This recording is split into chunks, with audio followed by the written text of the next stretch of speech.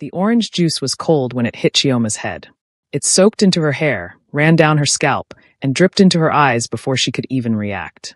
Sticky. Sweet. Humiliating. She sat frozen at the small cafe table. Trevor stood over her, the empty glass still in his hand, his face red with rage, his fingers shaking inches from her face. "You are pathetic," he said loudly. "Do you know that? Absolutely pathetic." Chioma's hands were clenched in her lap, her knuckles white. Orange juice dripped from her hair onto her white blouse, staining it bright and ugly. One by one, conversations around them stopped. The cafe went silent. In the far corner, a man in a dark gray suit paused mid-sip of his tea. The cup froze halfway to his mouth as he looked up. "I have wasted 3 years of my life on you," Trevor continued. 3 years trying to make you into someone worth being with. And you've given me nothing. Nothing but excuses. Tears mixed with the juice on Chioma's face. Her chest tightened. She tried to speak, but only a broken gasp came out. "Look at you," Trevor sneered. "You can't even defend yourself. You just sit there and cry like a child." A phone camera flashed near the window. The man in the corner slowly removed his glasses and set them down. His eyes darkened. "Trevor, please," Chioma whispered. "Please stop. Please stop," Trevor mocked. "That's all you ever do. Beg." He slammed the glass onto the table and walked out. The bell chimed as the door shut behind him.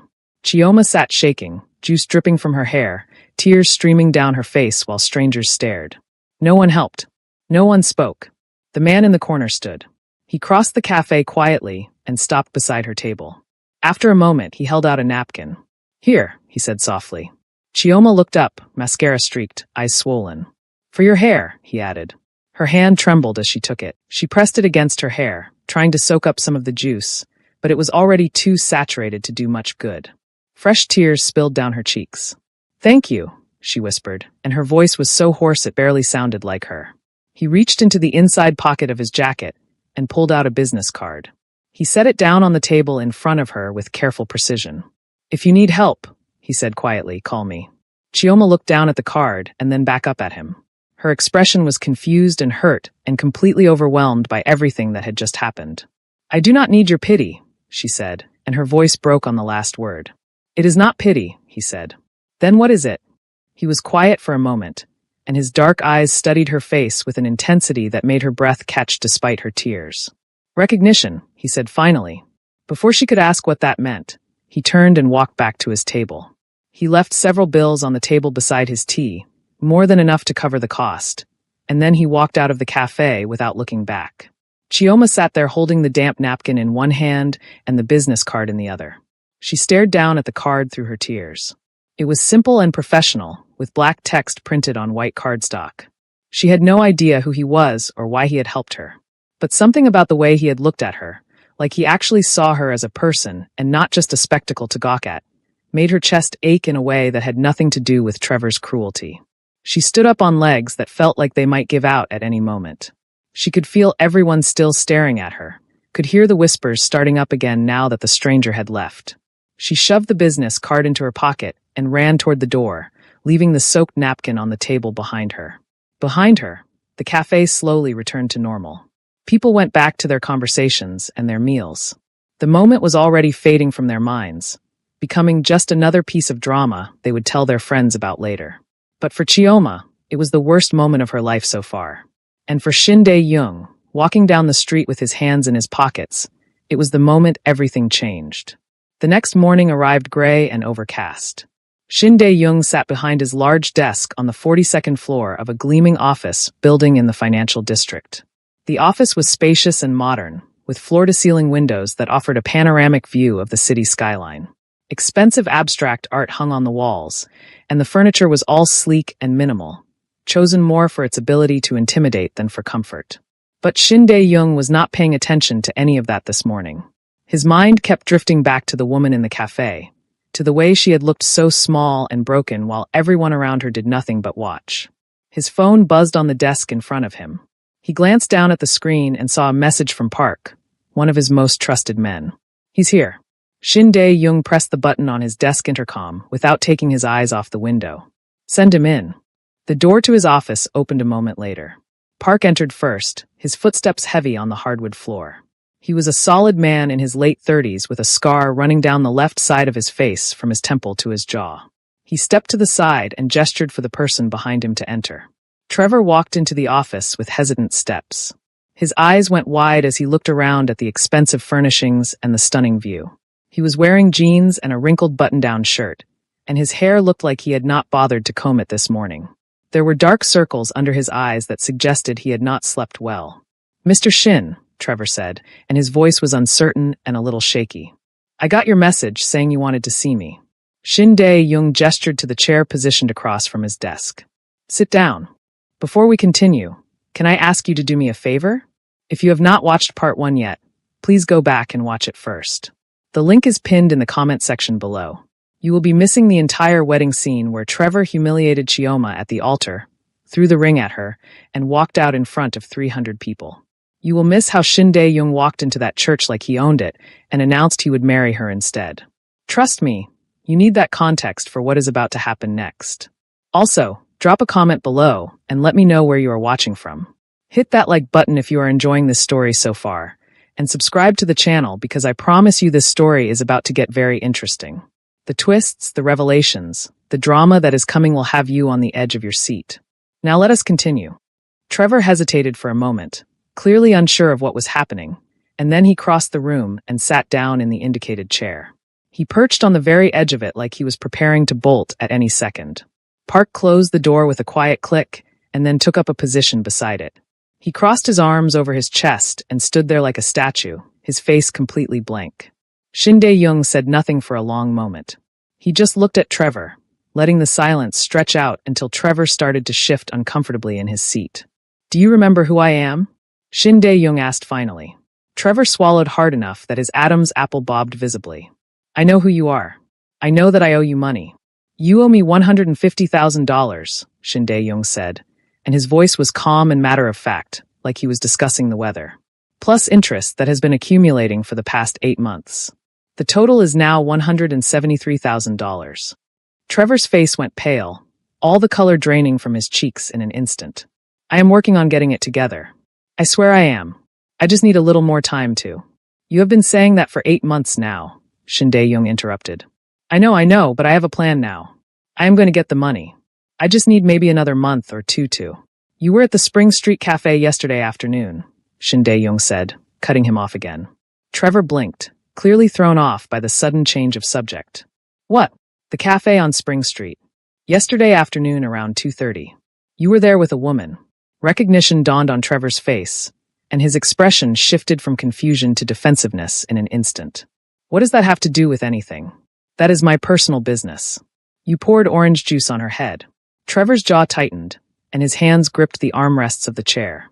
"That is none of your business. She deserved it. You humiliated her in front of a room full of people," Shin Dae-young continued, and though his voice remained calm, there was an edge to it now, sharp and cold. "You called her pathetic. You told her she was worthless. You made her cry while strangers recorded it on their phones. She has been driving me crazy for months," Trevor said, and his voice rose slightly in volume. "Always nagging me about stupid things. Always complaining. I finally had enough, and I told her the truth." Shin Dae-young's expression did not change at all, but something flickered deep in his eyes. Something dark and dangerous. "What is her name?" he asked. "Why do you care about any of this? What is her name?" Shin Dae-young repeated, and though he did not raise his voice, the command in it was unmistakable. Trevor hesitated, then said, "Chioma." Shin Dae-young nodded slowly. "Chioma. And you are planning to marry her in 3 weeks." Trevor's eyes widened in shock. "How do you know that? How do you know anything about my wedding?"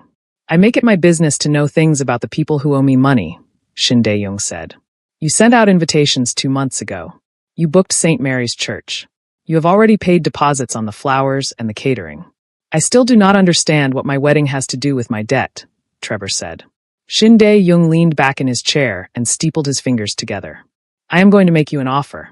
"What kind of offer?" "I am going to forgive your debt. All of it. $173,000. Gone completely." Trevor's mouth fell open. He stared at Shin Dae-young like he was trying to determine if this was some kind of joke. "You are serious right now?" "Completely serious." "What is the catch?" "There has to be a catch. You walk away from Chioma," Shin Dae-young said, and his voice was flat and final. You cancel the wedding. You break up with her. You disappear from her life completely and permanently. Trevor stared at him in stunned silence for several long seconds. You want me to leave her? Yes. Why would you possibly care about my relationship? Do you love her? Shin Dae-young asked instead of answering. The question seemed to catch Trevor completely off guard. He opened his mouth, then closed it again. He looked down at his hands. We have been together for 3 years. That is not what I asked you. Trevor shifted in his seat. She is a good person, I guess. But she can be really difficult sometimes. She does not always listen to what I tell her. She does not always do what I need her to do. So you do not love her. I did not say that, Trevor protested. You did not have to say it, Shin Dae-young said, and he leaned forward slightly. Let me be very clear with you, Trevor. You do not love that woman. You treat her like she is an inconvenience in your life. You humiliate her in public places. You make her feel small and worthless. Those are not the actions of someone who loves another person. Trevor's face flushed red. You do not know anything about us or our relationship. I know enough, Shin Dae-young said. I know that she deserves significantly better than what you are giving her. And I know that if you marry her, you will continue to hurt her in worse and worse ways for the rest of her life. So what? You are doing this out of the goodness of your heart. Trevor's voice was bitter now. You are trying to play the hero? I am giving you a simple business transaction, Shin Dae-young said calmly. Walk away from her, and your debt is completely forgiven.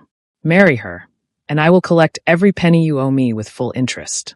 And I will make absolutely certain that you regret every single day you spend with her. The threat hung in the air between them, quiet but unmistakable. Trevor's hands were shaking now, where they gripped the armrests. He looked at Shin Dae-young with a mixture of fear and anger. You cannot just tell me who I can and cannot be with. That is not how this works. I am not telling you anything, Shin Dae-young said. I am offering you a choice. A business transaction. You are free to accept it or reject it. Trevor stood up abruptly, and his chair scraped loudly against the floor. This whole thing is completely insane. Perhaps it is, Shin Dae-young agreed. But the offer stands regardless. Take it or leave it. Trevor paced across the room toward the windows. He ran his hands through his hair, making it stick up even more. Shin Dae-young watched him with the same calm, neutral expression, not moving at all, not speaking, just waiting. Finally, Trevor turned back around to face him. If I agree to this, you really will forgive the entire debt? All 173,000. Every single penny. And after that you will leave me alone completely? As long as you stay away from her permanently, yes. Trevor was quiet for a long moment, and Shin Dae-young could practically see the wheels turning in his head as he calculated his options and weighed his choices. Fine, Trevor said finally. I will do it. I will break up with her before the wedding. That is not good enough. What do you mean? You will not just break up with her quietly, Shin Dae-young said. You will humiliate her. Publicly. At the wedding itself. Trevor's eyes went wide with shock. You want me to leave her at the altar? Yes. That is incredibly cruel. Is it more cruel than marrying her and then spending the next 40 years making her absolutely miserable? Shin Dae-young asked. Because that is exactly what you would do if you went through with this wedding. We both know it. Trevor looked like he wanted to argue, but he did not say anything. Somewhere deep down, he knew that Shin Dae-young was right. Why does it have to happen at the wedding? Trevor asked quietly.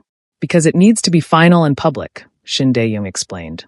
It needs to be a moment that she cannot ignore or rationalize away later. She needs to see with absolute clarity exactly what kind of man you are, so that when you inevitably try to come back to her in a few months, she will not take you back. You have really thought all of this through, have you not? I have. Trevor laughed, but it was a harsh and bitter sound with no real humor in it. You are actually crazy. You know that. Shin Dae-young did not respond to that. Trevor shook his head slowly. Fine. Whatever. I will do it exactly the way you want. I will leave her at the altar in front of everyone. And then after that I never want to see you or hear from you ever again. There is one more thing, Shin Dae-young said. What now? When you do it, you will throw the wedding ring at her. You will take the microphone from the priest. You will make absolutely certain that every single person in that church knows exactly what kind of man you truly are. Trevor's face went pale again.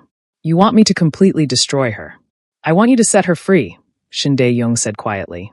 Trevor stared at him for a long moment, and then he turned and walked toward the door. He stopped with his hand on the handle and looked back over his shoulder.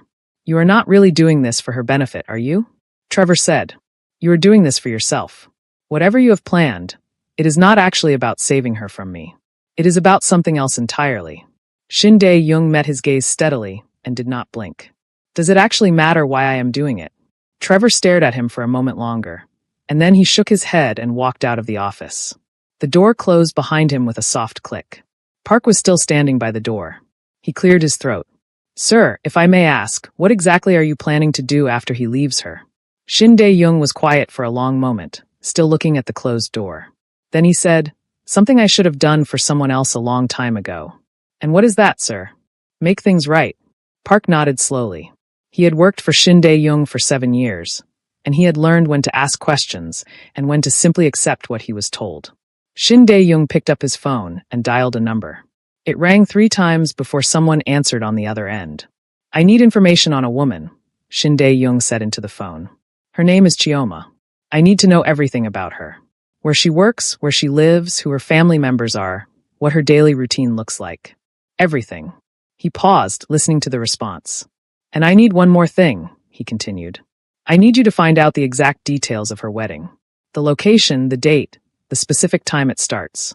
Get me all of that information as quickly as possible." Another pause. "Good. Send everything to me as soon as you have it compiled." He ended the call and set the phone down on his desk. Then he did something he rarely allowed himself to do. He smiled. It was not a kind smile or a warm smile.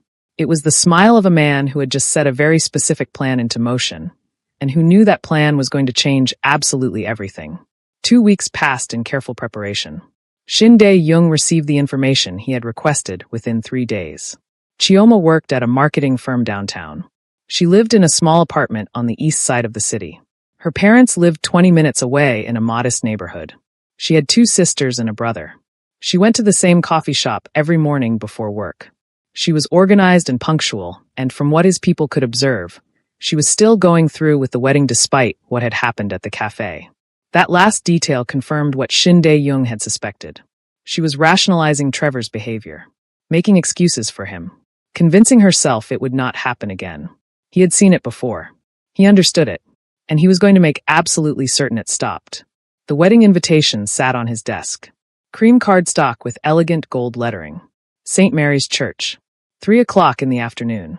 He had stared at it for a long time after it arrived. Then he had made another phone call, this one to a lawyer he kept on retainer for situations that required discretion. "I need a marriage license," Shin Dae-young had said. "I need it to be completely legal and official in every way. But I need it to be ready in less than a week." "That is impossible under normal circumstances," the lawyer had replied. "I am aware. That is why I am calling you instead of going through normal circumstances." There had been a pause on the other end of the line. "This will be expensive. Money is not a concern. Get it done." 3 days later, the license had been delivered to his office in a sealed envelope. He had opened it and reviewed every line carefully. Everything was in order. Everything was legal. All it needed was 2 signatures and a witness. But before any of that could happen, there was one more thing he needed to do. On the Saturday before the wedding, Shin Dae-young drove to the neighborhood where Chioma's parents lived. Park drove the car while Shin Dae-young sat in the back seat, watching the houses pass by through the tinted window. They were modest homes with small yards and cars parked in driveways. This was a neighborhood where people worked hard and saved carefully and hoped their children would have better lives than they had.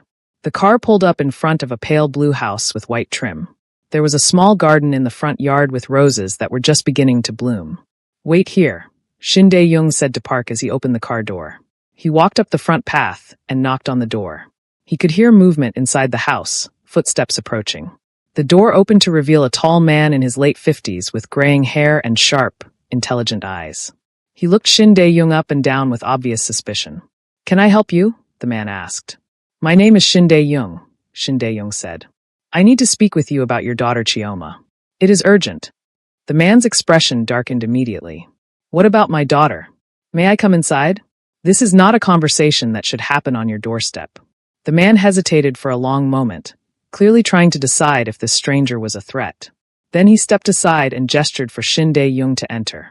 The inside of the house was warm and lived in. Family photos covered the walls in mismatched frames.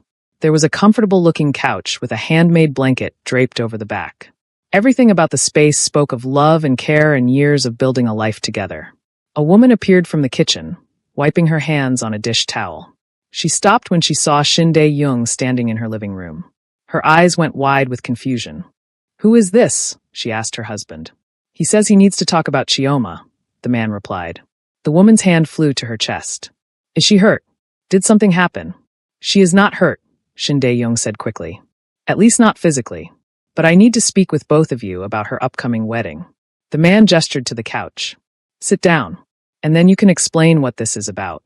They all sat down, Chioma's parents on the couch and Shin Dae-young in the armchair across from them. He took a moment to gather his thoughts, to figure out exactly how to explain what he was about to tell them. "Your daughter is getting married in 1 week to a man named Trevor," he began. "We know that," Chioma's mother said. "We are her parents.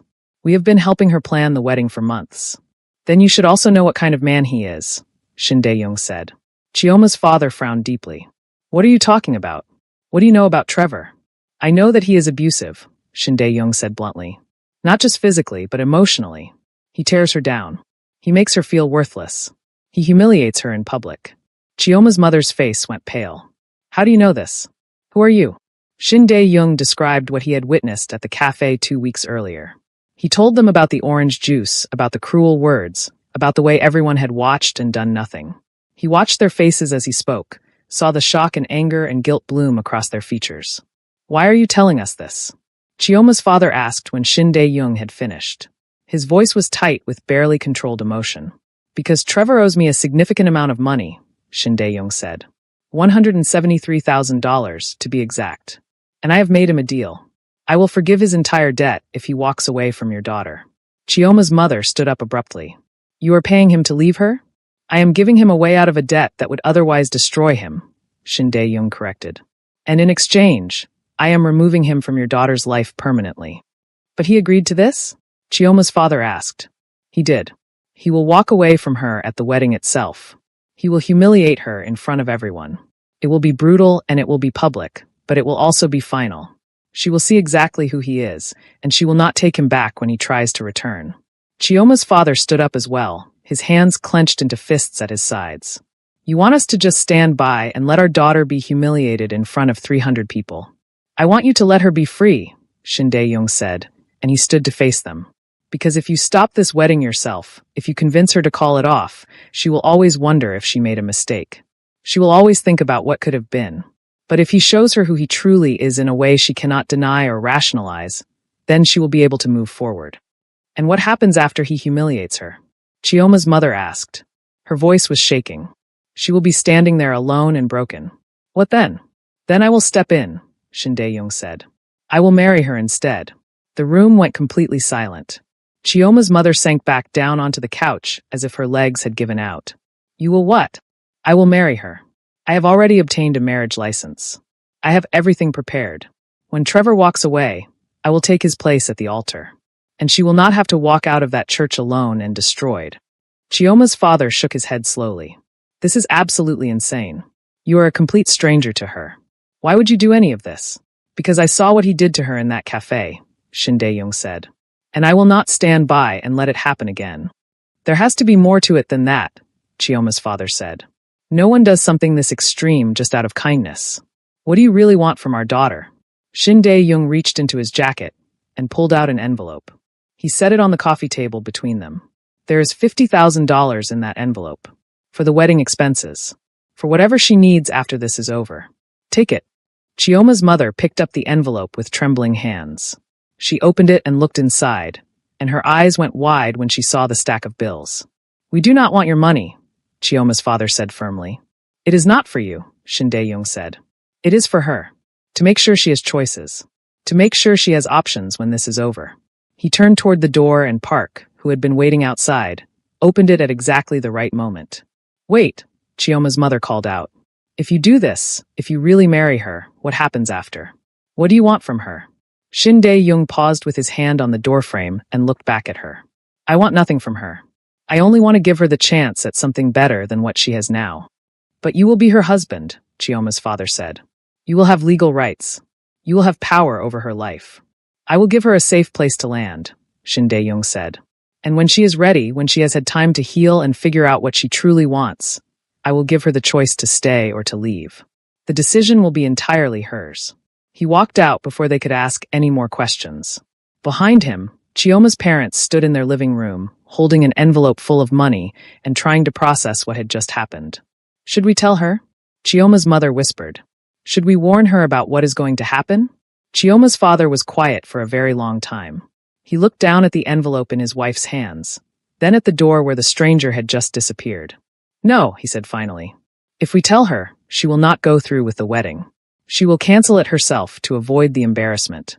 And then she will spend months or years trying to work things out with Trevor, convincing herself that he can change. She needs to see the truth. She needs to have her eyes opened in a way that she cannot ignore.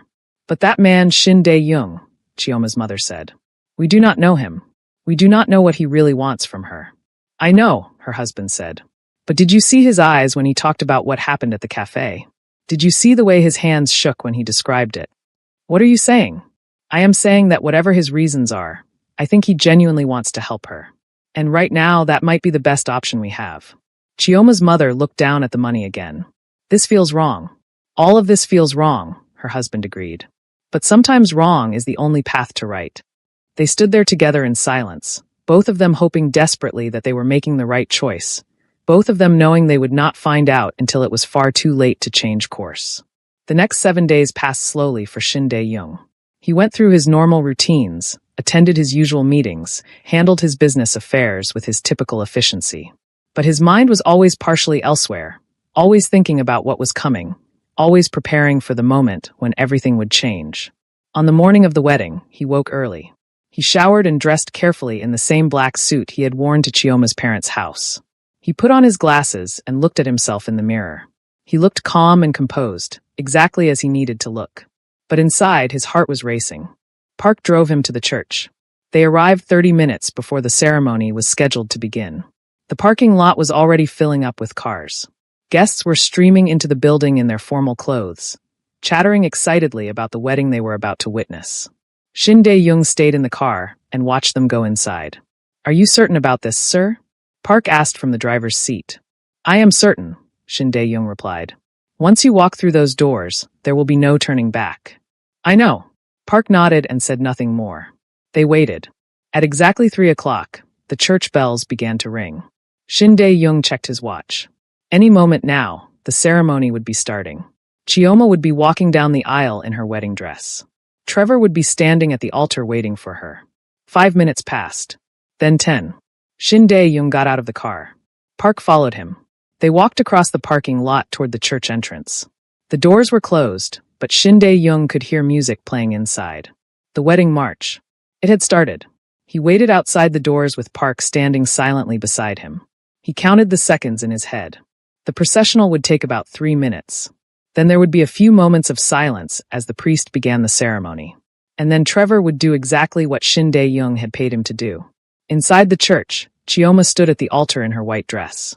The music had stopped playing 30 seconds ago. The church was full of people, 300 faces all turned toward her. Her bridesmaids stood behind her in their matching pink dresses. Trevor stood in front of her in his tuxedo.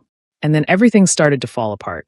6 months later, Chioma was standing in the living room of the penthouse she now shared with Shin Dae-young.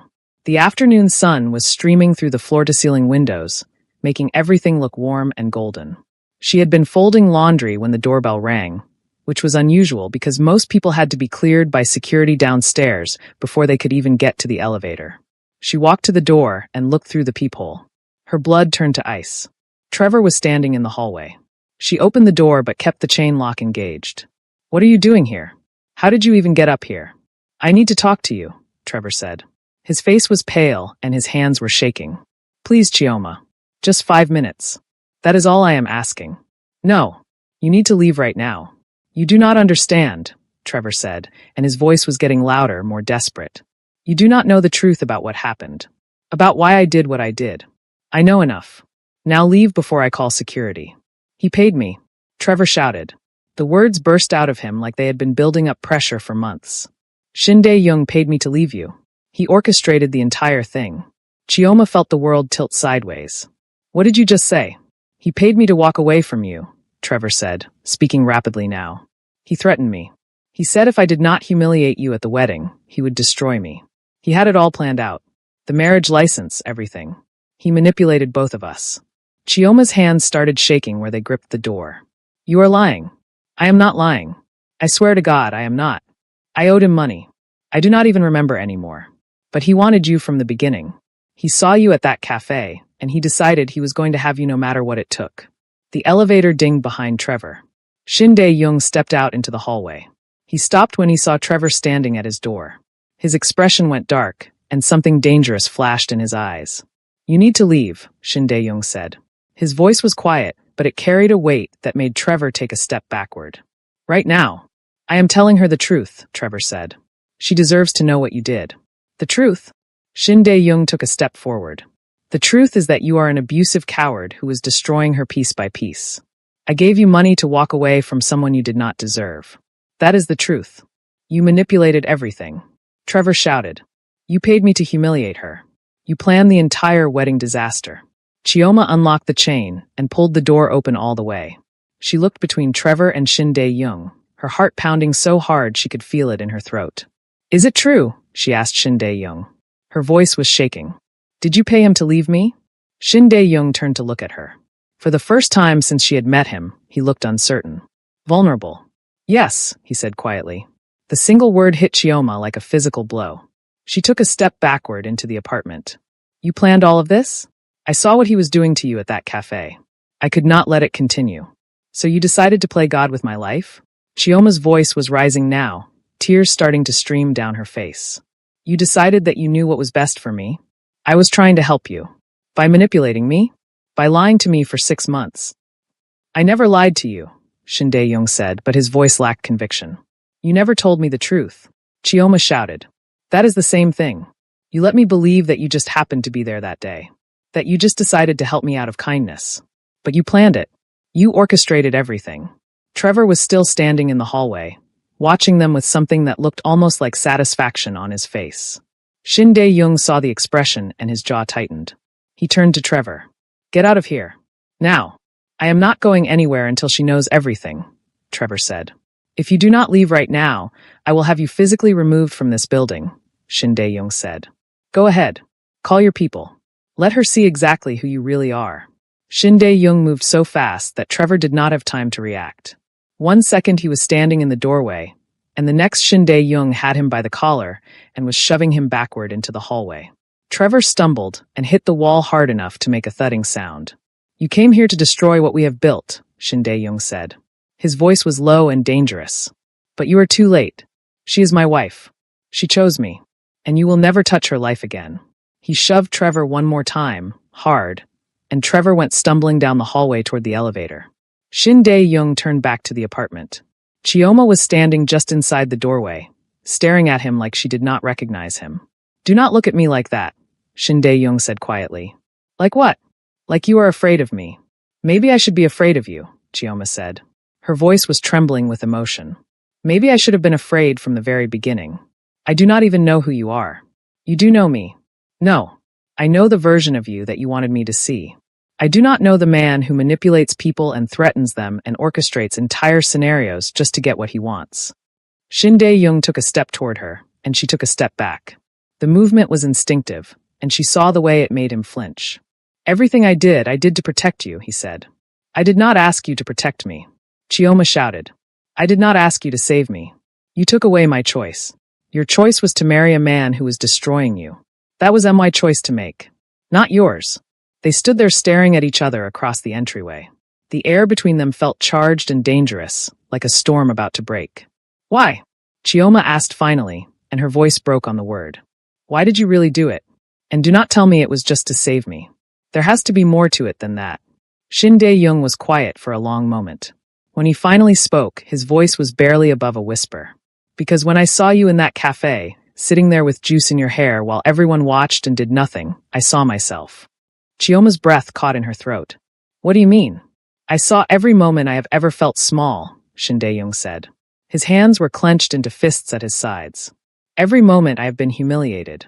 Every moment I have been invisible to the people who were supposed to care. I grew up in a world where showing weakness meant death. where you had to hide everything you felt. And when I saw you hurting, when I saw everyone doing nothing, I could not just walk away. Tears were streaming down Chioma's face now. So you decided to manipulate me instead? I decided to give you a way out. Even if the method was questionable. Even if it was wrong. I decided that you deserved better than what you had. You should have told me the truth. Would you have believed me? Shin Dae-young asked. If I had come to you before the wedding and told you that Trevor was using you, that he did not love you, would you have listened to me? Chioma wanted to say yes. But she knew the truth. She would not have listened.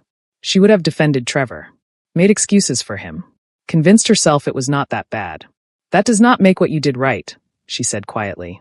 I know it does not. I do not know if I can trust you after this.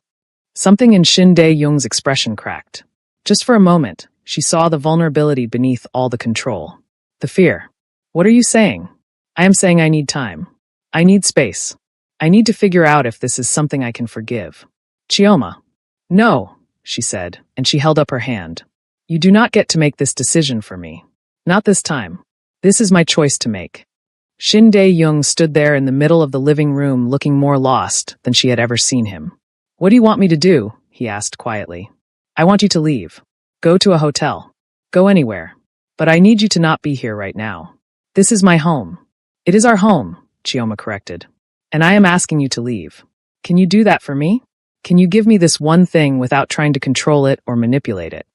Shin Dae-young looked at her for a long moment. Then he nodded slowly. Okay.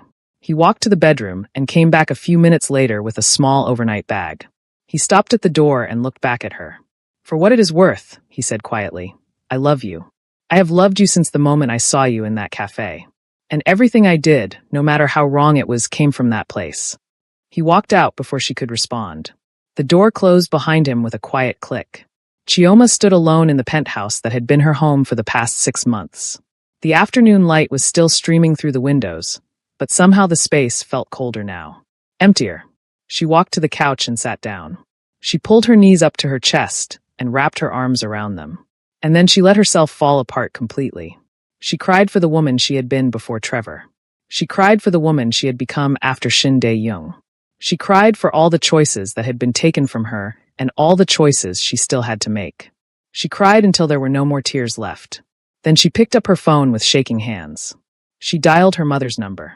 It rang twice before her mother answered. Chioma? Sweetheart, is everything okay? No, Chioma said. Her voice was hoarse from crying. Everything is not okay. I need to come home. Just for a few days. Can I do that? There was a pause on the other end of the line. Of course you can come home. What happened? I found out the truth, Chioma said. About everything. About what Shin Dae-young did. About the wedding. About all of it. Another pause. This one was longer. Heavier.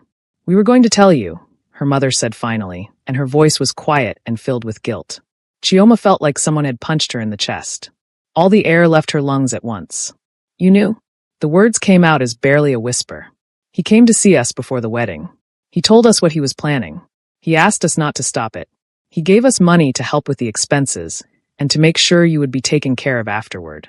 Chioma started laughing, but there was no humor in the sound. It was bitter and broken and hollow. You knew, she repeated. Everyone knew. Everyone made choices about my life except for me. We thought we were protecting you, her mother said, and now she was crying too. We thought it was the only way to save you from Trevor. We thought. Chioma hung up. She sat there staring at the phone in her hand like it was a foreign object she had never seen before. Everyone had betrayed her. Trevor. Shin Dae-young. Her own parents.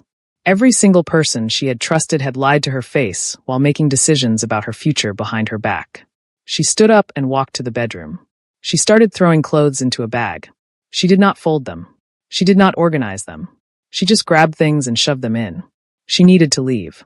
She needed to get out of this penthouse that suddenly felt like a beautiful prison. She needed to find herself again, to figure out who she was when no one else was telling her what to think or feel or do. She finished packing. She grabbed her bag and walked to the door. She stopped with her hand on the handle and looked back at the penthouse one last time.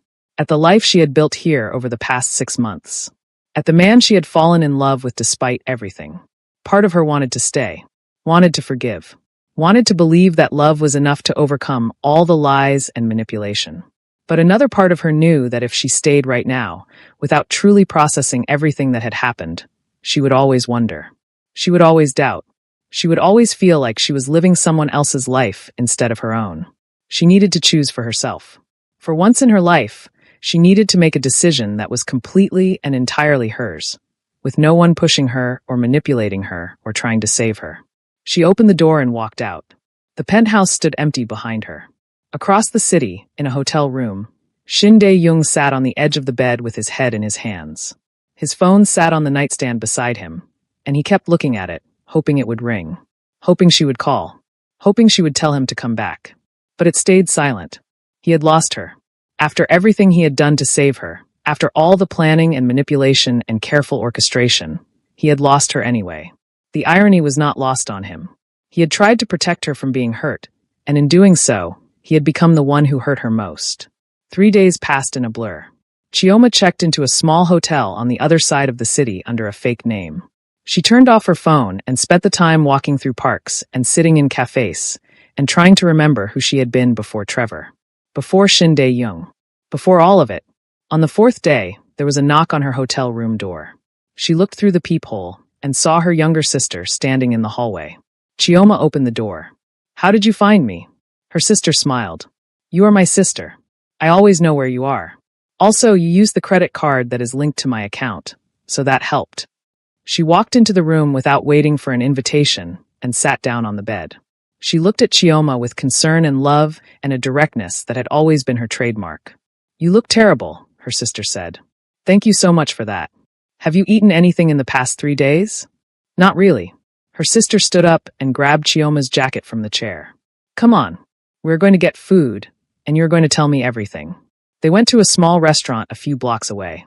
They ordered way too much food and sat in a corner booth where no one would bother them.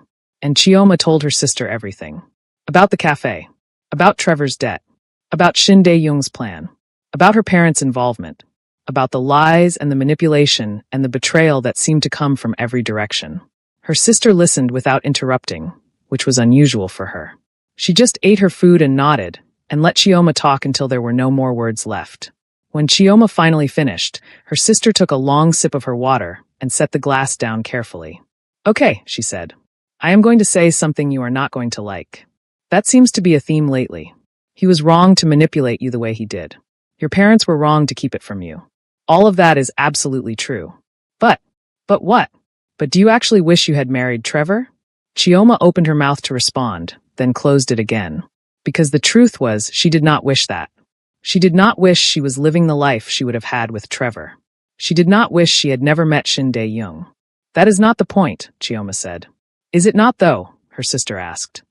"I mean, yes, the way it happened was completely messed up. No question about that. But the outcome is that you are happier now than you were with Trevor. Are you not?"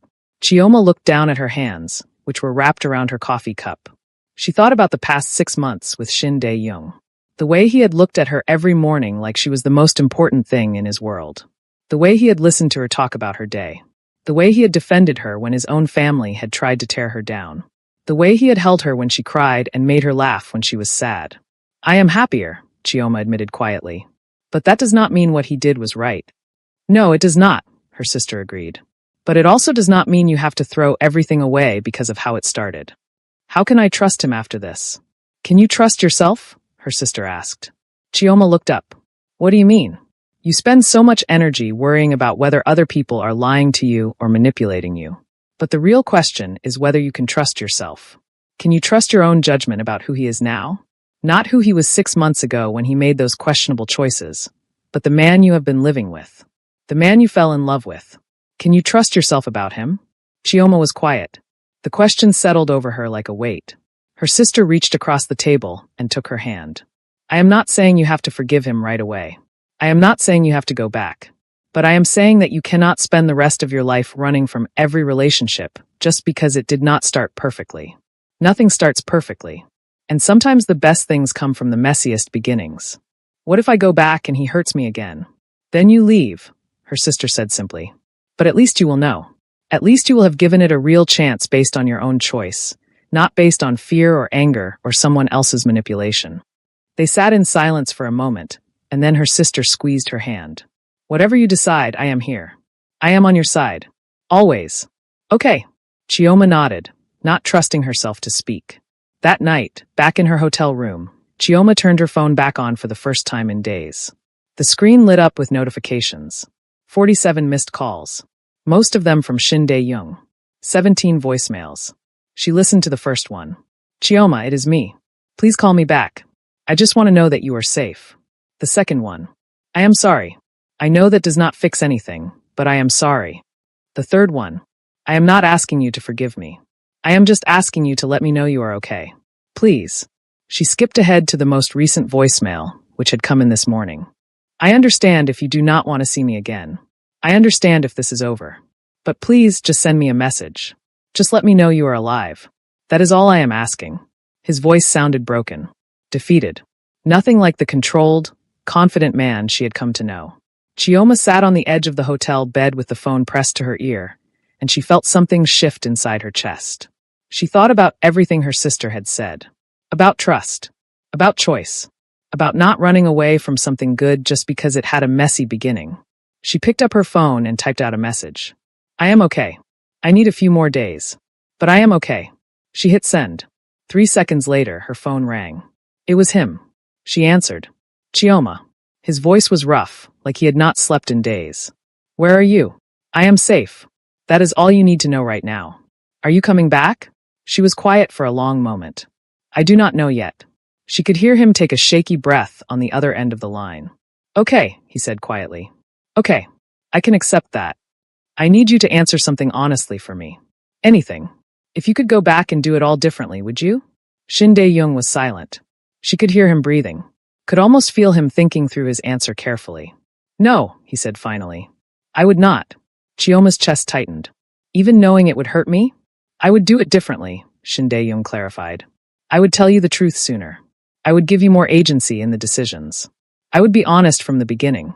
But would I still intervene to save you from Trevor? Yes. Every time. I would do it every single time. Why? Because I cannot watch someone I care about be destroyed and do nothing about it. That is not who I am. Even if it costs me everything. Even if it costs me you. Chioma closed her eyes. Tears slid down her cheeks. I do not know if that makes you noble or just controlling, she said quietly. Probably both, he admitted. Despite everything, she almost smiled. I am going to hang up now, she said. Okay, but I will call you tomorrow. She could hear the relief in his voice. Okay, Dae-young. Yes, I do love you. I am still angry. I am still hurt. But I do love you. There was a long pause. Then his voice, quiet and raw with emotion. I love you too. She hung up and lay back on the bed. She stared at the ceiling and let the tears fall. She did not know what she was going to do. She did not know if she could forgive him. She did not know if they had a future together. But for the first time in days, she felt like maybe she could breathe again. 5 more days passed. Chioma spent them thinking, walking, talking to her sister, processing everything that had happened, trying to figure out what she truly wanted when all the anger and hurt and betrayal were stripped away. On the 10th day after she had left, she went back to the penthouse. She did not tell Shin Dae-young she was coming. She just showed up with her bag and her key. She unlocked the door and walked inside. Shin Dae-young was sitting on the couch. He had papers spread out on the coffee table in front of him, and he looked like he had not slept properly in days. There were dark circles under his eyes. His shirt was wrinkled. His hair was messy. He looked up when he heard the door open, and he stood up immediately. They stared at each other across the living room. You came back, Shin Dae-young said. His voice was careful, uncertain. I came back, Chioma confirmed. Does that mean? It means I want to try, Chioma said. But there are conditions. Shin Dae-young nodded. Anything. No more lies. No more manipulation. No more making decisions for me without my input. If we are going to do this, we do it as equals. As partners. You do not get to decide what is best for me. Agreed. And you have to fix whatever you did to Trevor. Shin Dae-young's expression darkened slightly. What do you mean? I mean you threatened him. You manipulated him. You used his debt as leverage. And even though I hate him for what he did, I do not want that hanging over us. So you need to fix it. You need to forgive his debt completely and make sure he is free from you. Shin Dae-young was quiet for a long moment. Then he nodded. Okay, I will take care of it today. And one more thing. What? You have to tell me everything. about your organization, about your family, about your past. All of it. No more secrets. That will take time. We have time, Chioma said. Shin Dae-young walked across the room slowly. He stopped in front of her, but he did not touch her. He just looked at her. I will spend the rest of my life making this up to you, he said quietly. I do not want you to spend your life making it up to me, Chioma said. I want you to spend your life being honest with me and treating me as an equal. That is all I want. He nodded. I can do that.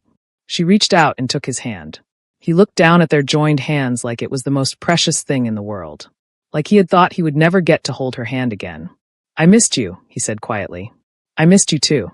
He pulled her into his arms then, and she let him. She wrapped her arms around him and held on tight. They stood there in the middle of the living room for a long time, just holding each other. It was not fixed. It was not perfect. There was still so much they needed to work through. But it was a start, and sometimes a start was enough. Over the next 3 months, Shin Dae-young kept every promise he had made. The first thing he did was call Trevor. Chioma was sitting in the living room when he made the call, and Shin Dae-young put it on speaker so she could hear everything. He told Trevor that the debt was completely forgiven, that there would be no more threats, and that as long as Trevor stayed away from Chioma, they would never have contact again. Trevor had been silent for a long moment, and then he had said a quiet thank you and hung up. Chioma never heard from him again. The second thing Shin Dae-young did was tell her everything.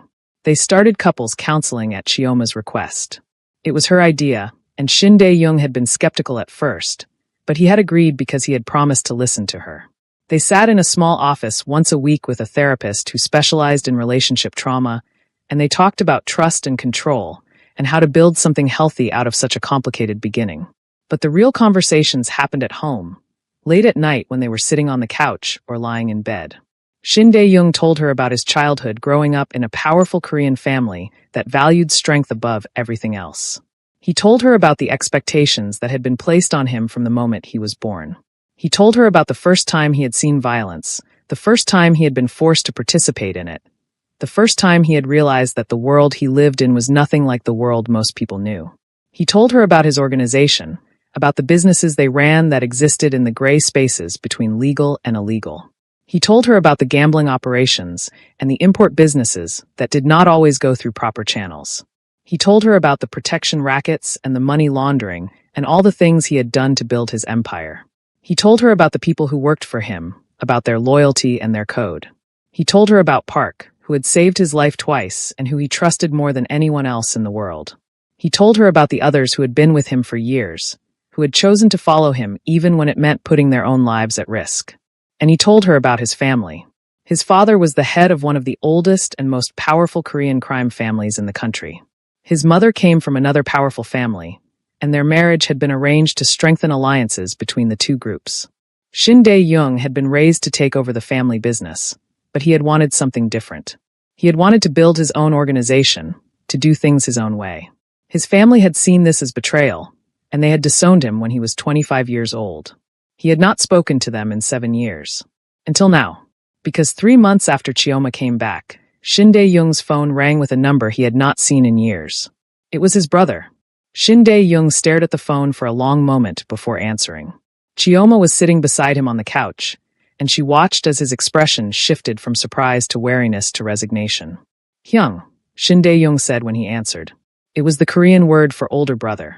The conversation was brief and conducted entirely in Korean. Chioma could not understand the words, but she could hear the tension in Shin Dae-young's voice.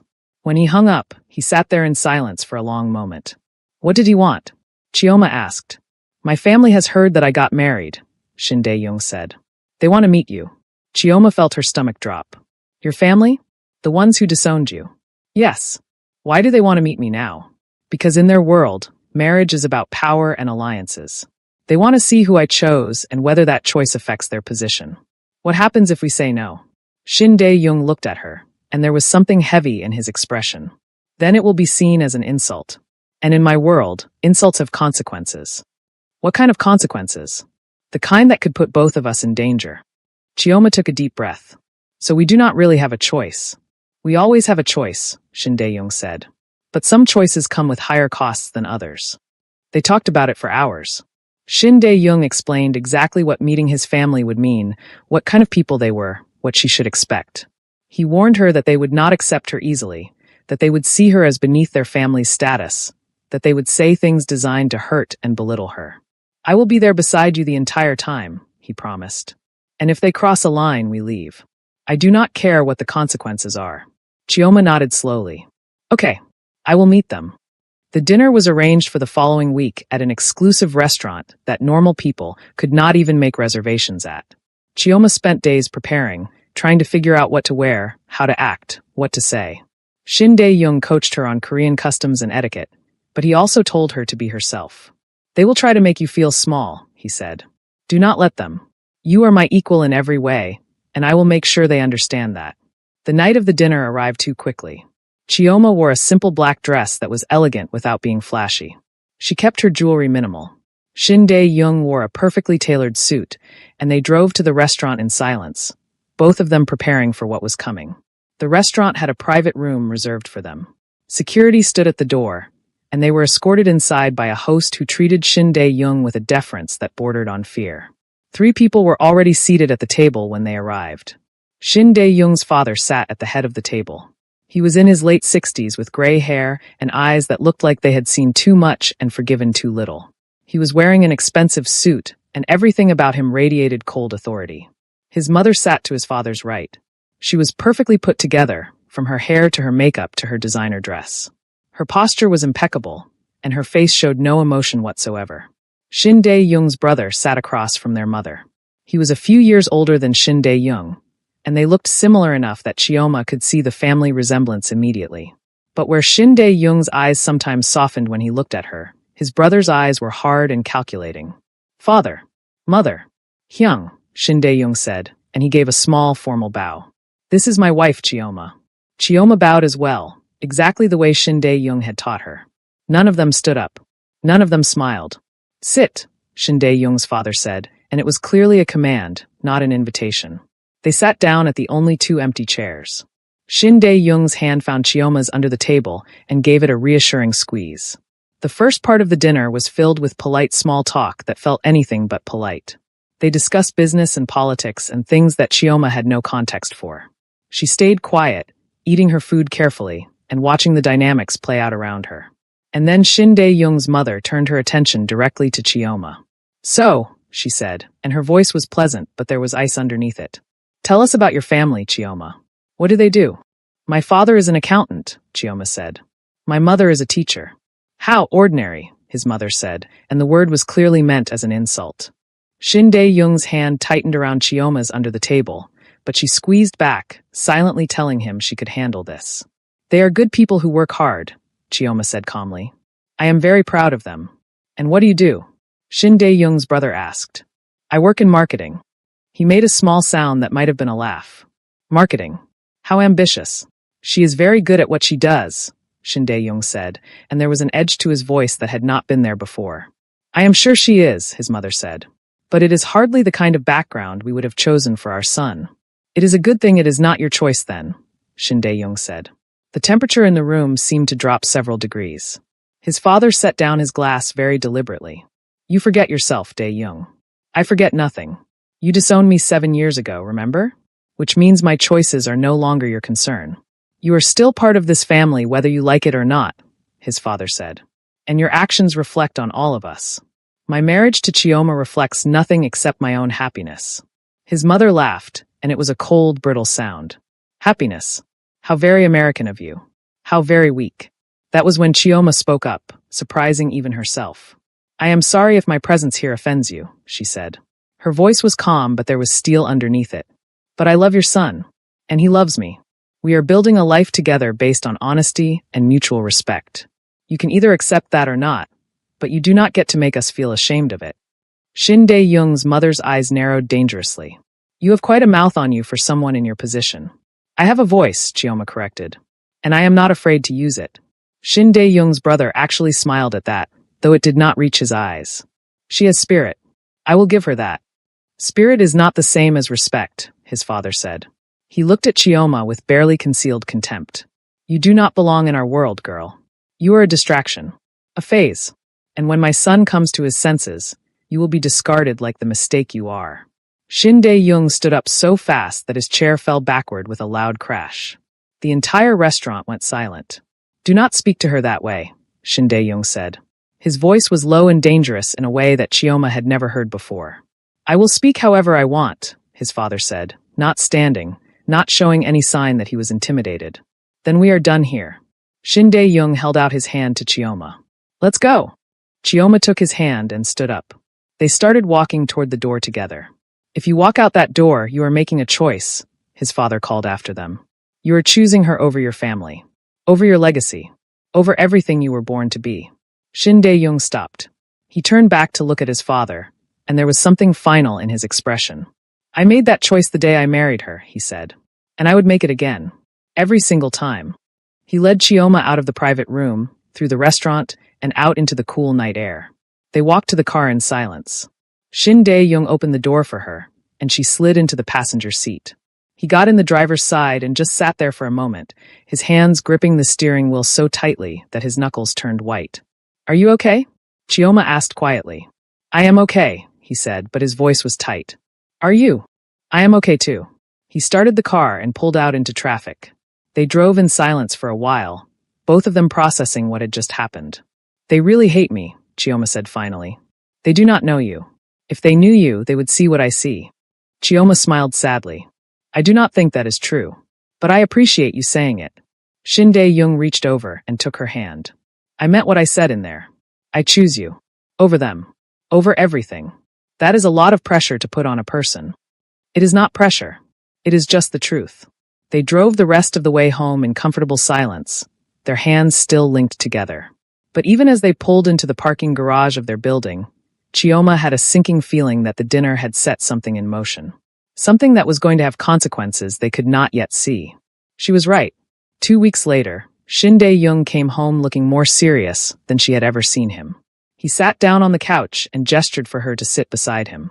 When she did, he took both of her hands in his. "My organization has given me an ultimatum," he said without preamble. Chioma felt her heart start to race. "What kind of ultimatum?" "Either I leave you, or I leave the organization." The words hung in the air between them.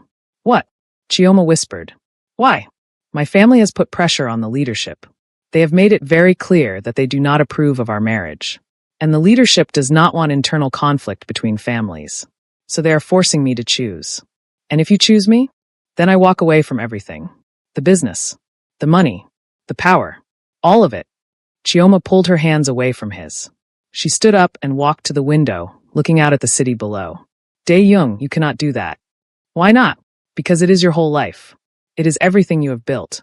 "No," Shin Dae-young said. He stood up and walked over to her. "You are my life now. Everything else is just what I do to make money. But if you leave, will they not come after you? Will there not be consequences?" "Probably. Then we cannot do this. I cannot ask you to give up everything for me." "You are not asking," Shin Dae-young said. "I have already made my decision. I told them this morning. I am out." Chioma spun around to face him. "You what?" "I told them I am leaving. I am done with the organization. I am done with that life." "Where will we go? What will we do?" "I have been thinking about that," Shin Dae-young said. "I have money saved that is completely separate from the organization. Investments that they cannot touch. We have enough to live comfortably for the rest of our lives without ever working again. But where would we live? We cannot stay here if your organization and your family are both angry with you." "No, we cannot stay here," Shin Dae-young agreed. "Which is why I think we should leave the country entirely." Chioma stared at him. "Leave the country?" "I have been looking at properties in the United States. Specifically in Portland, Oregon. It is a city where we could disappear. Where we could start over completely. Where no one knows who we are or where we came from." "You want to move to America?" "I want to go wherever you feel safe," Shin Dae-young said. "If that is America, then that is where we go. If it is somewhere else, we go somewhere else. The location does not matter. What matters is that we are together and we are free from all of this." Chioma felt tears prick at the corners of her eyes. "You would really give up everything? Your whole life here?" "My whole life here is built on violence and secrets and constantly looking over my shoulder. I would give that up in a heartbeat for a chance at something real with you." She threw her arms around him and held on tight. He wrapped his arms around her and buried his face in her hair. "Are you sure about this?" she whispered. "I have never been more sure of anything." They stood there holding each other for a long time. And then they started planning their escape. The next 2 months were a whirlwind of activity. Shin Dae-young quietly liquidated assets that were in his name alone. He transferred money into accounts that could not be traced back to him or his organization. He sold properties and cashed out investments and moved everything into a form that would be accessible from anywhere in the world. At the same time, he was negotiating his exit from the organization. It was not as simple as just walking away. There were debts to be settled, territories to be reassigned, relationships to be carefully managed so that his departure did not create a power vacuum that would lead to violence. Park helped him through all of it. Park was the only person from his old life that Shin Dae-young told about their plans, and Park had nodded and said he understood. He had helped Shin Dae-young navigate the complex politics of leaving an organization that did not typically allow people to leave alive. "You are doing the right thing," Park had said one night after a particularly difficult meeting. "She is good for you. She makes you more human." "I do not know if that is a compliment in this world," Shin Dae-young had replied. "It is the highest compliment I can give." Chioma, meanwhile, was handling her own preparations. She quit her job at the marketing firm, telling them she was moving out of the country for personal reasons. She said goodbye to her friends, though she could not tell them the real reason she was leaving. She spent long hours with her family, trying to memorize their faces and their voices and the way they laughed. Her mother cried when Chioma told her they were moving to America. "I am losing my daughter," her mother had said. "You are not losing me," Chioma had promised. "I will visit. We will video chat. You will always be part of my life." But they both knew it would not be the same. 3 months after Shin Dae-young had told his organization he was leaving, they boarded a plane to Portland, Oregon. They left in the middle of the night with just 2 suitcases each. Everything else they owned had either been sold or left behind. They were starting completely over, with nothing but each other and the money Shin Dae-young had managed to save. The flight was long and exhausting. Chioma slept for most of it, her head resting on Shin Dae-young's shoulder. He stayed awake, watching the clouds pass by outside the window and thinking about everything they were leaving behind. When they landed in Portland, it was raining. They took a taxi from the airport to the house that Shin Dae-young had purchased sight unseen based on pictures and a virtual tour. It was in a quiet neighborhood in the suburbs, a modest 2-story home with a small yard and neighbors who minded their own business. It was nothing like the penthouse they had left behind. It was smaller, simpler, and completely anonymous. It was perfect. They spent the first week just settling in. They bought furniture and kitchen supplies and all the small things that make a house feel like a home. They explored the neighborhood and found a coffee shop they liked and a grocery store that carried the ingredients they needed. And slowly, carefully, they started to build a new life. Shin Dae-young got a job consulting for legitimate businesses that needed help with security and risk management. It was boring compared to what he had done before, but it was legal and it paid well enough. Chioma started freelancing as a marketing consultant, working from home and building up a client base one project at a time. They were normal people living a normal life. It was strange at first. Shin Dae-young kept looking over his shoulder, kept waiting for someone from his old life to show up. But weeks passed, and then months, and no one came. His organization had let him go. His family had written him off. They were truly free. 6 months after they moved to Portland, Chioma realized she was pregnant. She had been feeling tired and nauseous for a few weeks, but she had attributed it to stress and the adjustment to their new life. But when she missed her period for the 2nd month in a row, she bought a pregnancy test from the pharmacy down the street. She took the test in the bathroom while Shin Dae-young was at work. When it came back positive, she sat on the edge of the bathtub and stared at it for a long time. She was pregnant. She was going to have a baby. She and Shin Dae-young were going to be parents. The thought was terrifying and exciting in equal measure. When Shin Dae-young came home that evening, Chioma was sitting on the couch with the pregnancy test hidden in her pocket. She had spent all day trying to figure out how to tell him, and she still had not come up with the right words. He walked in and immediately knew something was different. "What is wrong?" he asked. "Nothing is wrong," Chioma said. "I just have something to tell you." He sat down beside her, concern written all over his face. "What is it?" She pulled the pregnancy test out of her pocket and held it out to him. He looked at it for a moment, not understanding. Then recognition dawned, and his eyes went wide. "You are pregnant?" "I am pregnant." He stared at the test, then at her, then back at the test. "We are going to have a baby?" "We are going to have a baby." A smile spread across his face, slow and genuine, and so full of joy that it made Chioma's heart ache. He pulled her into his arms and held her tight. We are going to have a baby, he said again, like he could not quite believe it. Are you happy? Chioma asked. I am terrified, he admitted. But yes, I am so happy. They sat there together, holding each other and thinking about the tiny life that was growing inside her. For the first time in a very long time, everything felt right. The pregnancy progressed normally. Chioma had morning sickness for the first few months, but after that, she felt better than she had in years. They went to doctor's appointments together and picked out names and started setting up a nursery in the spare bedroom. They were happy. They were building a life. They were healing from everything they had been through. And then, one morning when Chioma was 7 months pregnant, everything changed. She had gone to the grocery store to pick up some things for dinner. It was a beautiful day, sunny and warm, and she had decided to walk the few blocks instead of driving. She was pushing her cart through the produce section, trying to decide between 2 different types of apples, when she felt someone watching her. She looked up. A man was standing at the end of the aisle. He was Korean, middle-aged, wearing a suit that was too heavy for the weather, and he was staring directly at her with an expression that made her blood run cold. She had never seen him before in her life, but she knew immediately what he was. He was from Shin Dae-young's old world. The man did not approach her. He just stood there watching her for a long moment. Then he pulled out his phone, took a picture of her, and walked away. Chioma abandoned her cart and ran out of the store. She practically sprinted the 4 blocks back to their house, her heart pounding and her hands shaking. She burst through the front door and immediately locked it behind her.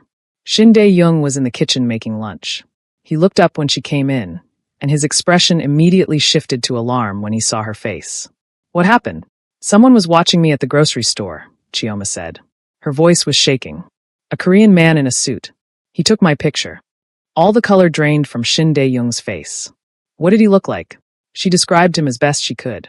When she finished, Shin Dae-young closed his eyes and took a deep breath. That sounds like one of my brother's men. What does that mean? It means they found us.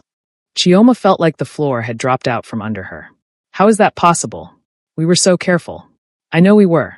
But my family has resources. They have connections all over the world. If they really wanted to find us, they would eventually succeed. What do they want? I do not know, Shin Dae-young said. But the fact that they are watching you instead of approaching me directly is not a good sign. He pulled out his phone and called Park. The conversation was brief and conducted in rapid Korean. When he hung up, his expression was grim. Pack a bag, he said. We need to leave. Now. Leave? Where are we going to go? I do not know yet. But we cannot stay here. If they know where we are, then we are not safe. Chioma felt tears start to fall. I thought we were done with this. I thought we were free. Shin Dae-young crossed the room and pulled her into his arms. I am so sorry.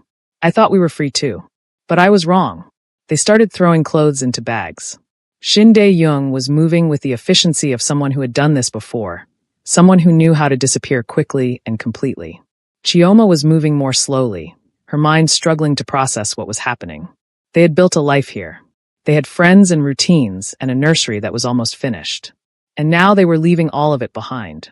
Just as they were finishing packing, Shin Dae-young's phone rang. It was a number he did not recognize. He answered it anyway, putting it on speaker. Dae-young. The voice on the other end was familiar. It was his brother. Hyung, Shin Dae-young said. What do you want? I want to talk. Just talk. No threats. No violence. Just a conversation between brothers. I do not believe you. I am not asking you to believe me. I am asking you to listen. Shin Dae-young looked at Chioma. She nodded, silently telling him it was okay. I am listening, Shin Dae-young said. Father is dying, his brother said. He has cancer. Stage 4. The doctors say he has maybe 3 months left. Shin Dae-young went very still. I did not know that. How could you? You have been gone for almost a year. But he is dying, and he wants to see you before he goes. He wants to make peace. I do not believe that for a second. Believe what you want, his brother said. But he is dying. And whatever you think of him, he is still your father. Do you really want him to die without seeing you one last time? Shin Dae-young was quiet for a long moment. And what about Chioma? What about my wife? He knows about her. He knows about the baby. He wants to meet them both. So he can insult her again? So he can tell her she is not good enough. So he can try to make amends before he dies. Shin Dae-young looked at Chioma again. She could see the conflict in his eyes. He did not want to go. He did not trust his family. But there was a part of him that still cared, that still wanted his father's approval even after everything that had happened. I will think about it, Shin Dae-young said finally. Do not think too long, his brother said. He does not have much time left. The line went dead. Shin Dae-young set the phone down on the table and put his head in his hands. Chioma walked over to him and put her hand on his shoulder. What do you want to do? I do not know, he said. His voice was muffled. Part of me wants to ignore this completely, to keep running and never look back. But another part of you wants to see your father one more time. Yes. Then we should go. He looked up at her. It could be a trap. It could be, Chioma agreed. But it could also be real. And if it is real, and you do not go, you will regret it for the rest of your life. What about you? What about the baby? I cannot put you in danger. We are already in danger, Chioma said. They found us. They know where we are. Running again is not going to change that. So maybe it is time to stop running and face this head on. Shin Dae-young stood up and cupped her face in his hands. You are the bravest person I have ever met. I am not brave. I am just tired of being afraid. He kissed her forehead gently. Okay, we will go. But we do this carefully. We do this smart. And at the first sign of trouble, we leave. Agreed. Agreed. They finished packing their bags, but instead of running, they started planning their trip back home. Back to the place where everything had started. Back to face the family that had tried to destroy them. And back into the danger that Chioma had hoped they had escaped forever. As she lay in bed that night with Shin Dae-young's hand resting protectively on her pregnant belly, Chioma stared at the ceiling and wondered if they were making the right choice. She wondered if Shin Dae-young's father really was dying, or if this was all an elaborate trap. She wondered if they would make it back to Portland alive. She wondered if their baby would ever get to sleep in the nursery they had worked so hard to create. And most of all, she wondered if the past they had tried so hard to escape would finally catch up with them and destroy everything they had built. Thank you for staying with this story all the way to the end. Part 3 is coming, and I promise you it is going to be explosive. The family confrontation. The truth about whether his father is really dying, or if this is all a trap. What happens to the baby? Whether Trevor comes back. All of it gets answered, and the stakes have never been higher. But I need to know what you think. Was Shin Dae-young right to leave everything behind for Chioma? Is going back a trap, or is his father really dying? Should they have kept running, or are they right to face this head on? Comment below with your thoughts. Hit that like button if you want part 3. Subscribe so you do not miss it when it drops. Share this with anyone who loves a good romance with danger and complicated choices. I will see you in the next one.